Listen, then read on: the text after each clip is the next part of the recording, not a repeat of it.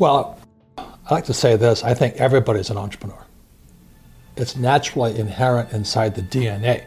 Like, where I live at the Biltmore, these two little kids, boy and a girl, every Saturday, they're out there with their lemonade stand, all these walkers and joggers are going by, they're selling lemonade. I sit there, look at them, and go, good kids, And, but I think what happens is our school system takes it out of them.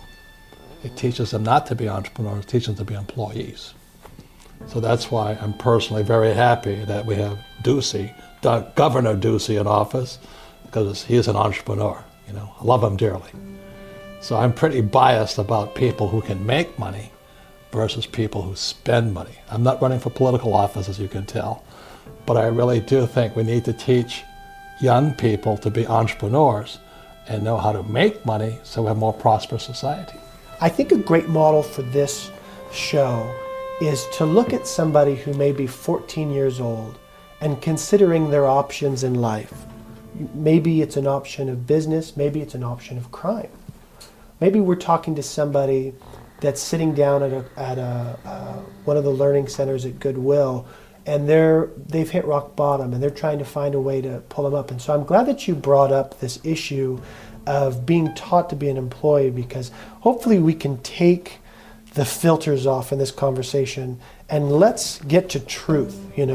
How does somebody go from a rock bottom to being able, through their own entrepreneurism, to make a living in a legal way? Well, the operative word is legal, because as we know, crooks are entrepreneurs also. So that politicians are entrepreneurs, and some of them are crooks, as we all know. But the key word is legal, ethical, and moral entrepreneurs, and that's really what I stand for. And how do we do that? We got to change. I've been down there many, many times. I've been at below rock bottom.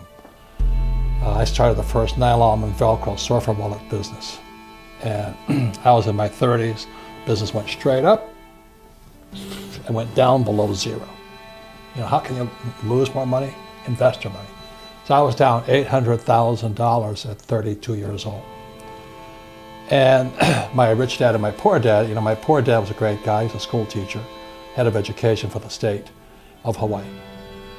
And my poor dad felt sorry for me. And my rich dad says, hey, congratulations. You lost your first business. See, it's in the mindset.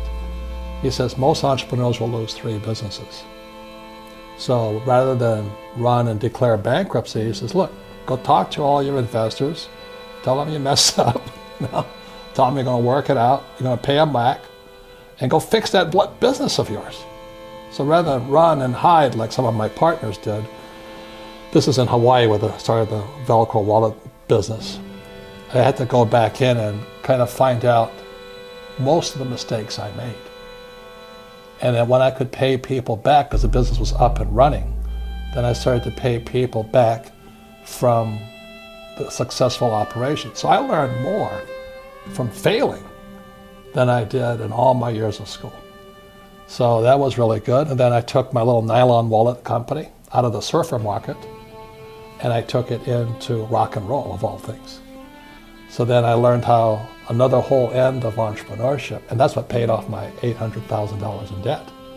So I always look at failure as an opportunity to learn and get bigger. Unfortunately, our school system teaches kids that if you make mistakes, you're stupid. And in real life, the people that make the most mistakes are the smartest people. You look at when I play golf. I go out there and I practice, but I don't practice 1/100th of practice making mistakes.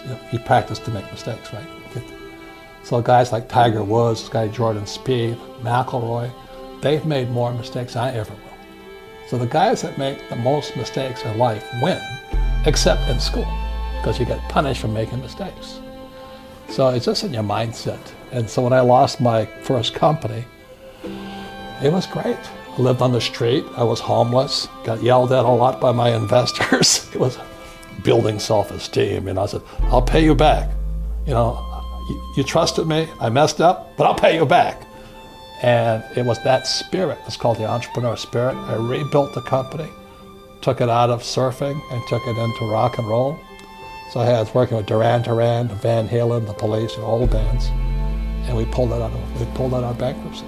I never declared bankruptcy, but I paid back my investors. I still had no money, but I paid back my investors. By the way, you just listed all of the bands that are on my phone. So the greatest bands going, except for the Beatles. The Beatles are great.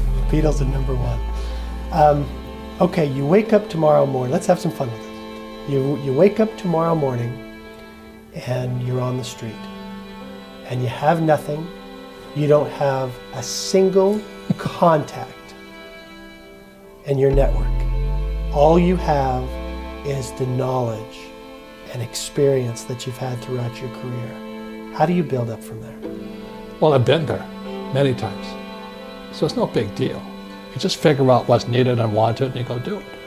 You know, people always kind of dump on, fast food industry.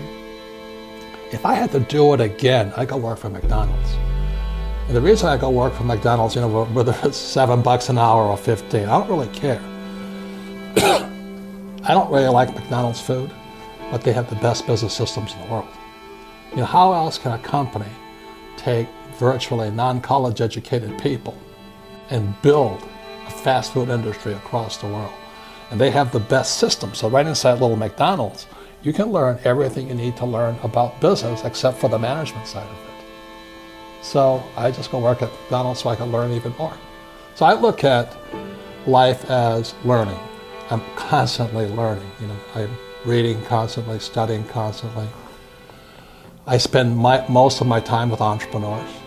I don't spend my time with people who complain about the economy. You know, so nothing will really change. I just go back to being an entrepreneur. I can't tell you how fun this is for me to have you on here to give you these scenarios. This is an absolute hoot. Let me tell you a story, very briefly, of a guy who had a successful restaurant. Right. He had a wonderful family, wonderful life, and within 6 months, lost his business, went into bankruptcy, lost his home, and his wife left him. A year, he goes through this horrible, just rock bottom, feeling very sorry for himself. He grew this beard, and it was this horrible, horrible beard, and I begged him to shave it. It represented everything that was going on wrong in his life. It really was a gross beard. Some people grow a nice beard. This wasn't a nice beard. But then he wakes up one morning. He takes his salsa recipe. He goes to his son's house. He creates 100 jars of salsa. He sells it door to door. He creates a subscription business. He gets the people that love his salsa to put it on a credit card that charges it every month, and salsa comes to their door. Then he gets into bashes and to fries, and lo and behold, he's back on top. Yes. What I'd love to have you do is take this true story, and I'm not allowed to say his name. He won't let me say his name, but take this true story and analyze that. What is characteristic of this experience, and what would you say are the key things to learn from it? Well, I use the word again, it's called spirit. It's called the entrepreneur spirit versus the employee spirit. They're very, very different. Because from the spirit goes to mindset.